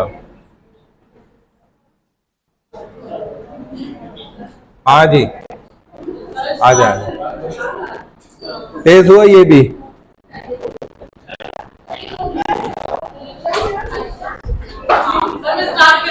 हाँ हाँ बिल्कुल, जो बात करे उसको ये क्या दिया तुमने? ईमेल डालनी है? So what is Pakistani culture? Pakistani culture जो है वो बहुत सारे religion, tradition और language को मिला के बनता है। पाकिस्तानी culture को एक culture नहीं है। तो इसीलिए हमने आज पाकिस्तान में culture को 3 पार्ट में डिवाइड किया है। First is traditional heritage and custom, second is artistic and cultural expression, and third is modern Pakistani culture. So ethnic and regional diversity. Pakistan में जो है वो बहुत सारे ethnic groups रहते हैं with different languages, different traditions and different religion. तो जो सबसे पहले हमारे पास majority है वो पंजाबी है। खामोश। मोस्टली जो हमारे ethnic groups हैं वो regional पे divided हैं। पंजाब साइड है वो मोस्टली हमारे पास majority पंजाबी की है। सिंध में हमारे पास सिंधीज ज़्यादा रहते हैं, इसी तरह KPK में हमारे पास पश्तून ज़्यादा रहते हैं और बलूचिस्तान में उर्दू से बलोची और कश्मीर इनसाइड से कश्मीरी और सिंधी लोग रहते हैं। इनमें पंजाबी जो इनमें डिफरेंस क्या है? पंजाबी जो होते हैं they are known for their very energetic and vibrant culture, Sindhis are known for their textiles, Pashtun are known for their strong tribal culture और बलोची जो है वो भी इनका भी सिंधीज की तरह टेक्सटाइल एम्ब्रॉयडरी वगैरह की चीज से वो लोग बहुत ज़्यादा फेमस है। Kashmiris are also known for their craft and spiritual poetry, family life and clothing। Pakistan में जो फैमिली सिस्टम है वो जॉइंट फैमिली सिस्टम ज़्यादा है। हमारा कल्चरल जो है वो बड़ों की इज्जत, छोटों से शफ़क़त का एक मैसेज देता है और क्योंकि पाकिस्तानी कल्चर रिलीजन में भी बहुत ज़्यादा डाइवर्स है तो इसलिए एक इस्लामिक वैल्यूज भी हमने फैमिली सिस्टम में बहुत एडेड है।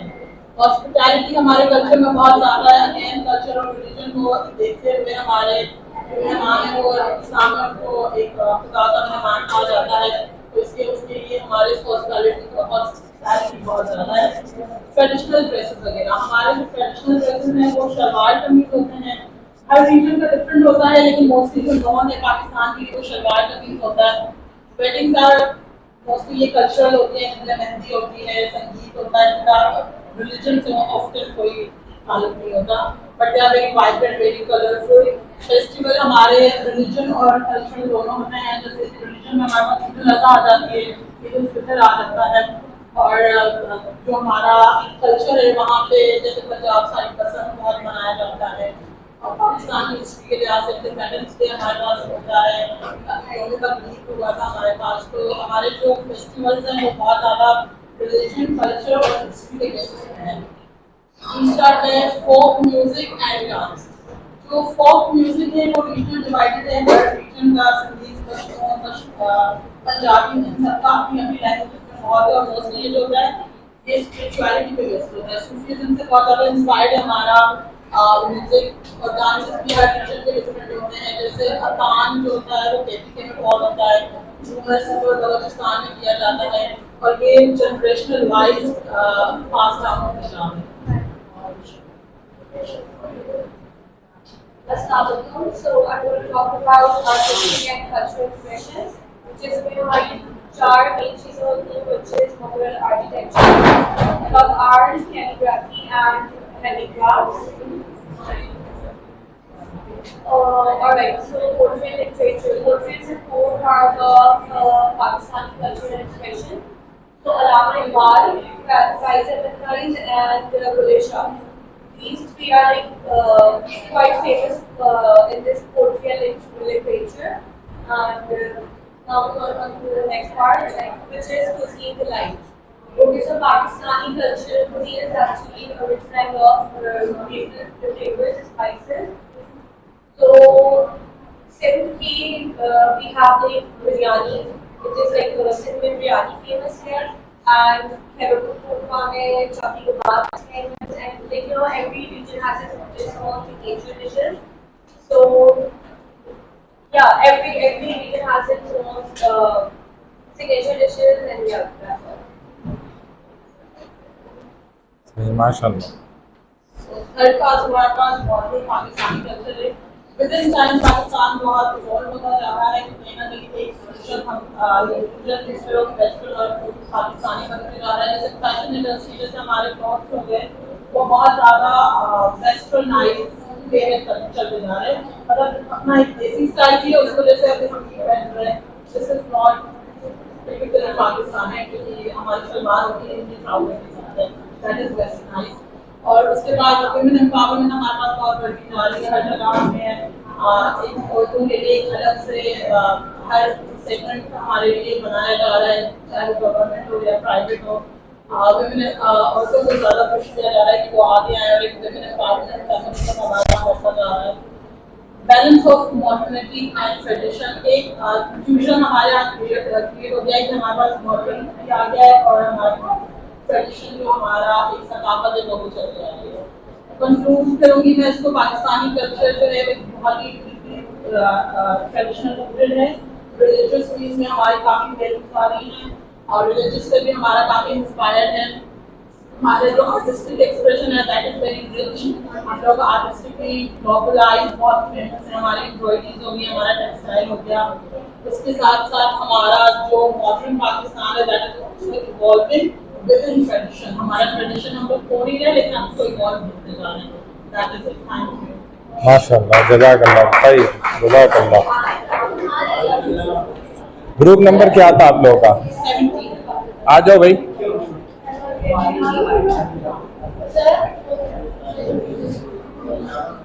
हो गए ना बस। और इनके नाम लिखिए। ठीक है, इनमें जो रह गए ना वो अब हम दोबारा अभी ले लेंगे।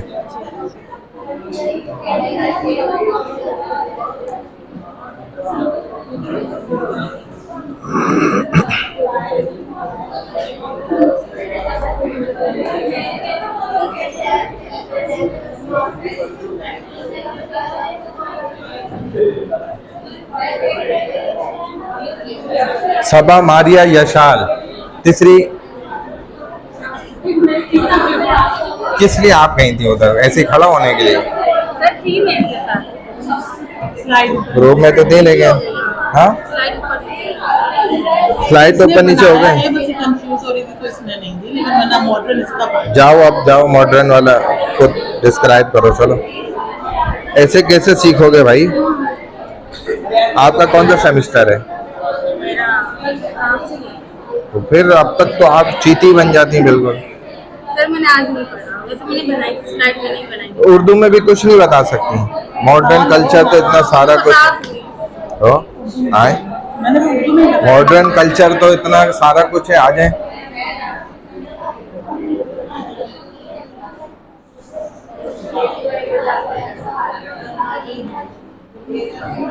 यही से था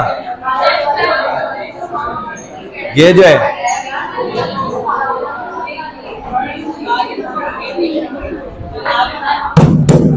खामोश हो जाओ।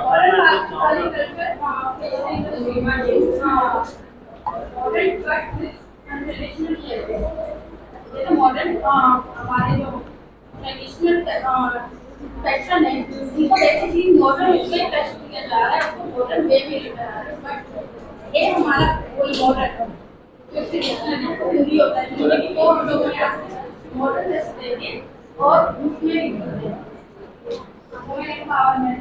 वुमेन तो हमारे यहाँ आज सारे किसी भी इंडस्ट्री में, किसी भी फील्ड में, हर तबके में, हर जगह पर हमारी खवातीन अव्वल है।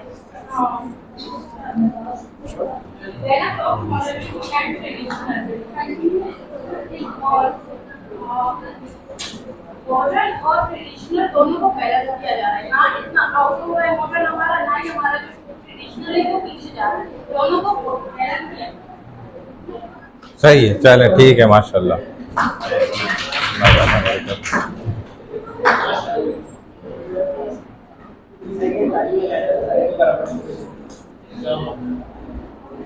तालियां बजा के तो इक्वलिटी हो गया।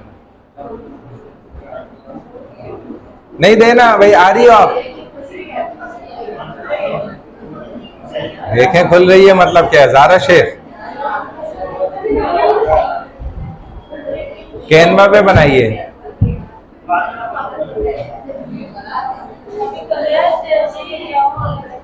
आ जाओ, खुल गई भाई।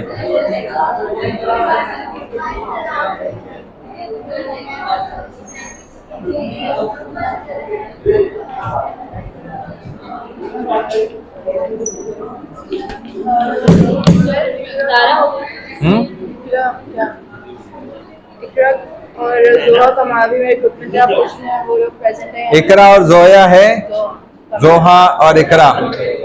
चलो मैं इसको आगे करता रहूंगा, आप वो रास्ते में आज उनके स्किप कर दो, बस स्किप कर दो उनको, बस छोड़ दो।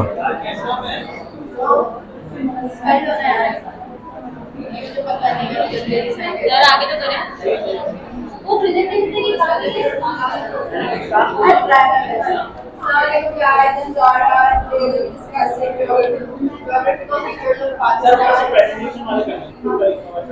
ये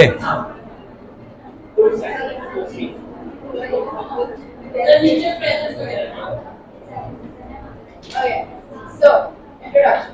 Pakistan is geographically very diverse. We all know that, right? Like हमारे पास समंदर से लेके पहाड़ों से लेके like दरिया, we have so many things we should be grateful about. जो हमारे agriculture और काफी चीजों में भी help करती है. जैसे मैंने कह दिया, Hindu's mountain, that plain. Pakistan जो है geographical location जो है इंडिया और यूरेशियन टेक्टोनिक स्टेट्स के बीच में है. It's like we the major हाँ आगे। major mountain ranges we have Himalayas, Karakoram, Hindu Kush. Himalaya जो है वो नागा पर्वत में है और Karakoram हमारे second largest peak है, world peak. Then we have plateaus and plains. Like हमारे पास बलूचिस्तान में है, पंजाब में है. Indus plain is like famous for its fertile land, which helps in our agriculture mostly. Then we have deserts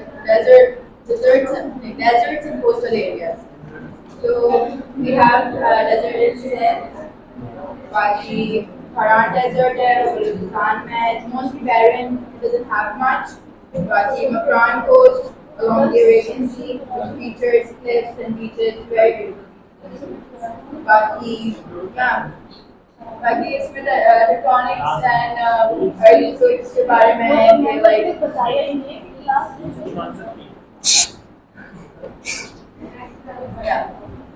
earthquakes. वो समझे, आपको सवाल करते हैं उससे।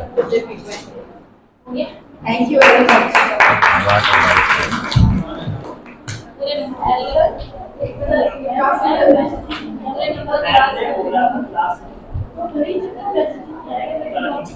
और है कोई भाई?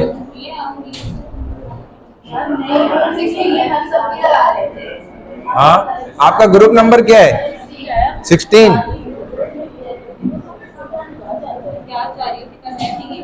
तो यही पूछ रही हूँ, अगर आ जाए मैं तो इसको ऑर्डर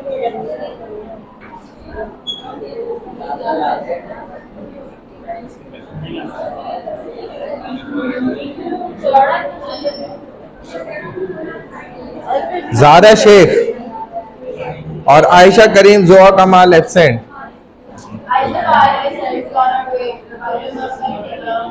और कब आएगी? क्लास एंड होने वाली है, मैं ही चला जाऊंगा उससे पहले। हाँ जी, नहीं थोड़ी सी है, अभी हाथ ही निकला, दुम बाकी है।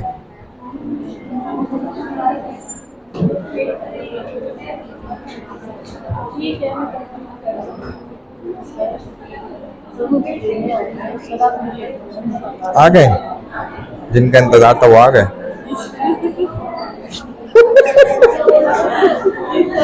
सर यहाँ से भी प्रेजेंट कर दिया, आप वहाँ से भी और आपने मुझे कहा था कि बेटा बस आ गई।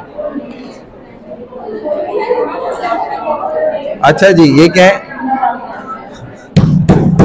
भाई? जिन्होंने एप्लीकेशन लिख ली है वो अपने पास रखें, अभी थोड़ी देर में सीआर को दे दें तो हम सब पे साइन कर देंगे।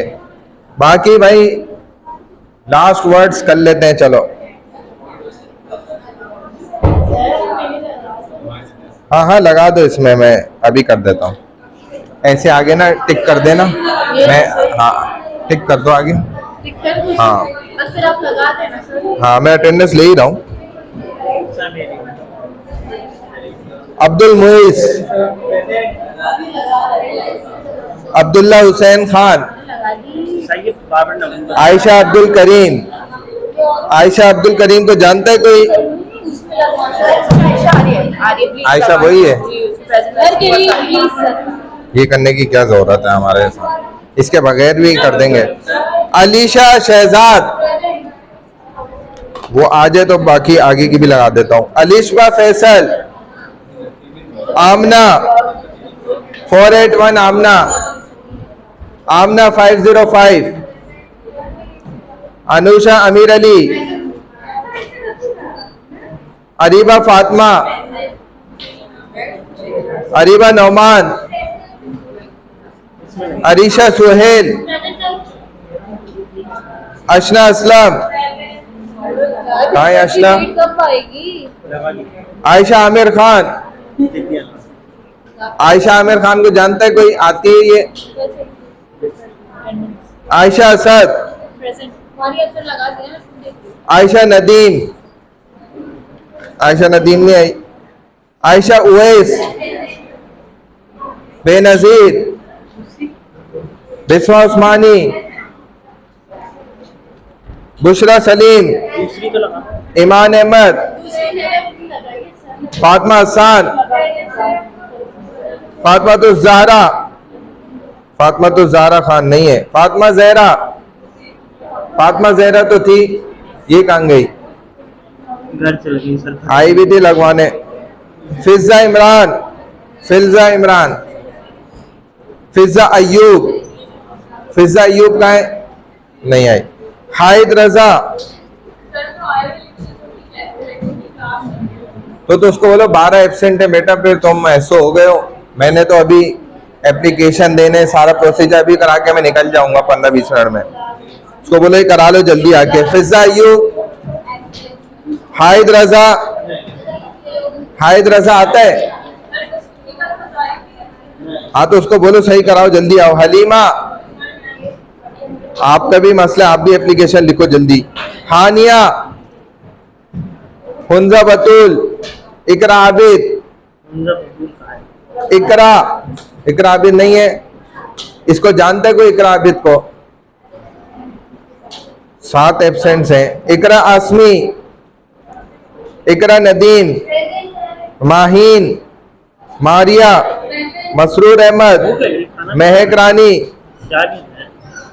मिशाल अमीन, मिशाल अमीन आप भी एप्लीकेशन कर लो अपनी जल्दी। मोहसिन, एक सही होनी होगी तब आपको बैठने देंगे। मोहम्मद अली नवाज, मोहम्मद अजलान, मोहम्मद मुस्तफ़ा, मोहम्मद सुमीत, सुमीत आप भी लिख लो जल्दी, 8 है ना। मोहम्मद सुनैन, सुनैन अमीन, अभी भी बात है मुजना सगीर, पलक, राबिया शेख, रिज्जा अली खान, सबा, सम्मान असलम,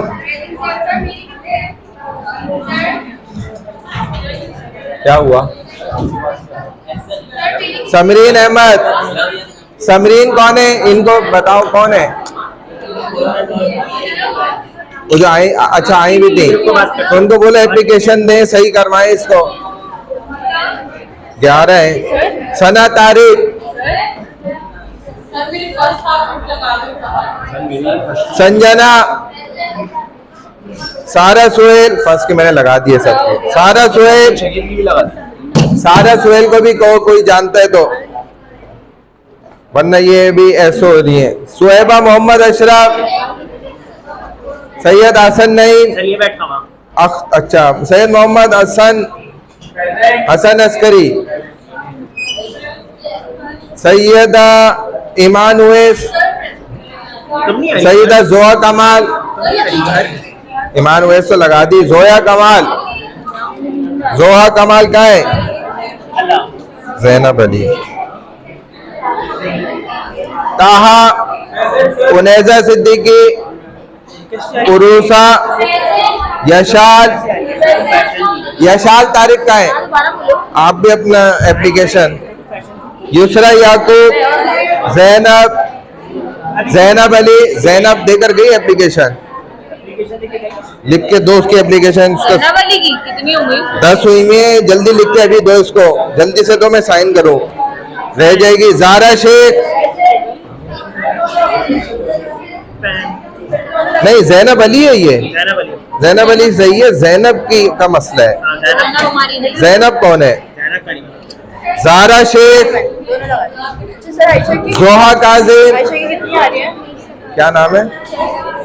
जैनब, अच्छा सिर्फ जैनब, तो तुम एप्लीकेशन दो। हाँ इनको दो, मैं साइन करके फिर वहाँ भेजूँ। जोहा काजिम, दो सही होंगी, बल्कि 3 सही होंगी तो आपका बैठने देंगे। जोहा काजिम कहाँ है? जोया शहरियार, जोया शहरियार आप भी दे दो जल्दी, उसका मसला नहीं, 6 है वैसे।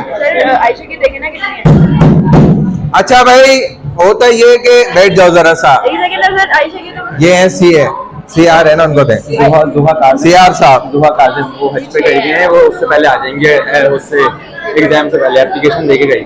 चलो सही। सर आयशा की कितनी बताई? आयशा की मेरा ख्याल है, आयशा अब्दुल करीम 7 है, एक नहीं, उसको एप्लीकेशन देनी पड़ेगी, आई भी नहीं क्लास में। जल्दी बोलो आ जाए, अभी नहीं लगाऊंगा, आएगी तो लगाऊंगा, आएगी तो लगा दूंगा। अच्छा भाई बैठ जाओ, 1 सेकेंड, 1 मिनट बैठ जाओ, खामोश हो जाओ, मोबाइल बंद कर दो, 1 मिनट बैठ जाए भाई, सिट डाउन। इंग्लिश समझ आती है? तशरीफ फरमाइए। तफद्दल, तफद्दल मिन मकानिक। वहीं पर अरबी मुझे ज्यादा अच्छी आती है अंग्रेजी से।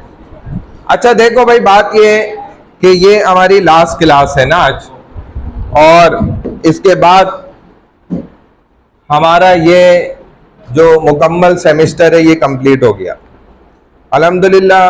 अल्लाह के करम से बखूबी बहुत अच्छे अंदाज में हमारा सेमेस्टर जो है वो मुकम्मल हो गया, अल्लाह का शुक्र है। कोई लड़ाई झगड़ा, कोई आपस में दिल की नाराज़गी या और कोई नाराज़गी नहीं हुई, अल्लाह का शुक्र है ना, जिस पे शुक्र अदा करना चाहिए ना, क्योंकि इन्नमल आमालु बिन निय्यात जैसे है ना, ऐसे ही एक और हदीस है, इन्नमल आमालु बिल खवातीन, यानी एंडिंग पर उसका इख्तिताम के ऊपर जो है ना एतबार होता है। आपके वालिदैन भी आपकी परसेंटेज देखकर, GP देखकर अंदाज़ा लगा लेते हैं कि हमारे बच्ची ने कितनी मेहनत करी है सारा सेमेस्टर।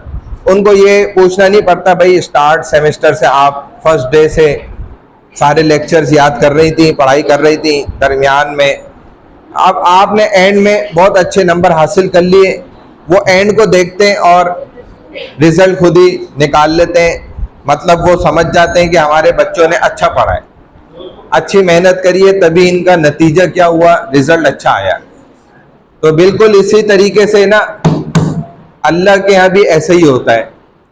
एक बंदा जो 100 साल कुफर पर रहा और एंड में उसने कलमा पढ़ लिया, मरने से पहले, मौत का तो पता नहीं था लेकिन उसके दिल में आ गया, मुसलमान हो गया, कलमा पढ़ लिया सच्चे दिल से, तो इसकी एंडिंग क्या हो गई, बहुत अच्छी हो गई। नबी अलैहिस्सलाम ने फरमाया कि ये सीधा जन्नत में है, हालांकि 100 साल कुफर पे रहा, तो इसका इख्तिताम क्या हो गया, अच्छा हो गया। और इसी का अपोजिट शख्स जो है, जो 100 साल ईमान पर रहा लेकिन मरने से पहले कोई कलमा कुफर कह दिया या मुर्तद हो गया, काफिर हो गया, मर के वो चला गया। बंद कर दो इसको, 1 मिनट सब्र कर लो, मोबाइल थोड़ी देर बंद कर लो। तो वो शख्स क्या हो गया, नाकाम हो गया। फिर अल्लाह के रसूल सल्लल्लाहु अलैहि वसल्लम ने फरमाया ये जहन्नम में जाएगा सीधा। हालांकि 100 साल इस्लाम पे रहा, नमाजें पढ़ता रहा, कुरान, रोजे, हज सब कुछ करता रहा, लेकिन उसका एंड क्या हो गया, खराब हो गया। तो सेमेस्टर स्टार्ट हुआ, हम चलते रहे साथ, हो सकता है कि मेरे साथ नहीं, आप स्टूडेंट्स तो आपस में किसी की कोई तकरार हुई हो, कोई किसी से नाराज हुआ हो, तो भाई हम उसका सोर्स ना बने, हम उसका जरिया ना बने उसकी लड़ाई के शुरू होने का या बढ़ने का। तो हम इसीलिए ये अनाउंसमेंट करते हैं लास्ट क्लास में कि भाई हम अपने दिलों को ना साफ करके इधर से उठकर जाएं। अगर किसी की आपस में कोई लड़ाई हुई भी ना, किसी बात पर भी, या दिल आजारी हो गई, किसी किस्म की कोई बात किसी को बुरी लग गई, मेरी लग गई किसी को कोई बात बुरी, वैसे तो हम उस्ताद हैं, टीचर हैं, टीचर का जो मर्तबा है वो आपके वालिदैन के रूहानियत में भी वो आगे बढ़ा हुआ है। यानी आपके वालिदैन आपको इतना मैनर्स नहीं सिखा सकते जितना एक उस्ताद थोड़े से अरसे में सिखाता है, क्योंकि उसका टोटली फोकस ही इसी पॉइंट पर होता है कि वो आपको एक किरदार सिखा रहा होता है, एक किरदार बना रहा होता है। वालिदैन इतना ज्यादा आपको समझाए ना, आप वैसे ही भाग जाते हैं, लेकिन उस्ताद से, टीचर से आप भाग नहीं सकते, आपकी मजबूरी होती है। आप चाहे दिल से या चाहे जबरदस्ती, आपको उसको फेस करना पड़ता है, आपको सुनना पड़ता है, आपको उसकी बातों को समझना पड़ता है। वो 1000 बातें कहे तो आपको चंद बातें तो समझ आ ही जाती हैं, कुछ ना हो कुछ ना कुछ आपको समझ आता ही है। तो बहरहाल इसीलिए ना उस्ताद का मर्तबा तो ऐसा होता है कि उससे नाराज होना तो अव्वल बनता ही नहीं है। टीचर से आप नाराज हो जाएं ये आपकी बेवकूफ़ी है, क्योंकि उस्ताद चाहे जैसा भी हो, आपसे उम्र में छोटा भी हो ना, फॉर एग्जाम्पल ऐसा होता भी है कि आपका उस्ताद आपसे उम्र में कम है लेकिन मर्तबे में आला है, ठीक है ना, वो चूंकि इल्म रखता है तभी उसको उस्ताद बनाया गया, टीचर अपॉइंट किया गया। ऐसे तो ही नहीं किसी नत्तू खैरो, एवं ही नत्तू खैरे को उठाकर जो है वो टीचर बना दिया जाता है, ऐसा तो नहीं होता।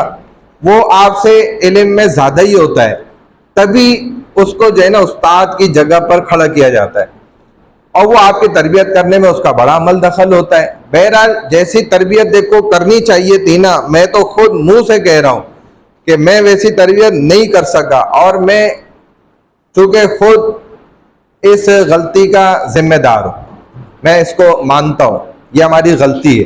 जिस अंदाज में, जिस तरह से हमें आपकी तरबियत करनी चाहिए थी, हम उसका हक अदा नहीं कर सके। और कोई भी उस्ताद ये नहीं कहता सिवाय रसूलुल्लाह सल्लल्लाहु अलैहि वसल्लम के कि वो ऐसे टीचर थे कि वाकई वो उस्ताद होने का हक अदा करके गए। ऐसे अपनी फौज तैयार की उन्होंने सहाबा की, जो पूरी कायनात और दुनिया के लिए एक रोल मॉडल और मिसाल बन गए। लेकिन हमारे तो अपने अंदर खुद इतनी खामियां और गलतियां हैं, कोताहियां हैं, हमारी कमजोरियां इतनी हैं कि हम उस अंदाज में तरबियत नहीं कर पाते। और फिर हमारा कुछ सिस्टम भी ऐसा है कि हम करना भी चाहें ना तो हम बड़ा, हमारे हाथ पैर ना बन जाते हैं, हम मजबूर हो जाते हैं, उस सिस्टम में हमें रहना भी होता है।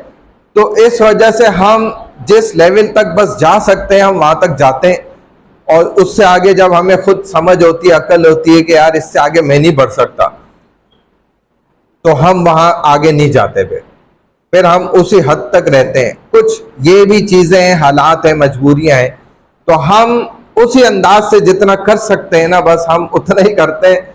इसी वजह से हम इस बात को मानते हैं कि हमारी गलतियां हैं, हमारी बहुत सारी कोताहियां हैं। जिस अंदाज में जो हक है ना अदा करने का, जिसको कहा जाता है कि या अय्युहल्लज़ीना आमनु तक़ुल्लाह हक़्क़ तुक़ातिही वला तमूतुन्ना इल्ला व अंतुम मुस्लिमून, यानी कि अल्लाह का जो असल बेआईनी रियल में जो हक है ना, वो बंदा अगर अदा कर दे ना तो जानवरों से भी वो अफजल बहुत हो जाता है। जानवर को भी अपनी रोजी के लिए घर से निकलना पड़ता है ना, फिर इसको घर से निकलने की भी जरूरत नहीं। इस एतबार से ये उनसे भी आगे बढ़ जाता है। हो गया, एंड हो गया, खत्म हो गया।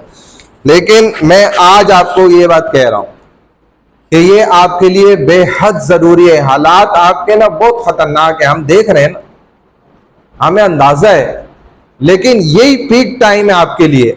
अगर अभी आप नहीं सही हो सके ना, फिर यकीन जाने ये शैतान जो है आपको सही होने ही नहीं देगा। आप भूल जाएंगे फिर मुझे सेकंड चांस मिलेगा।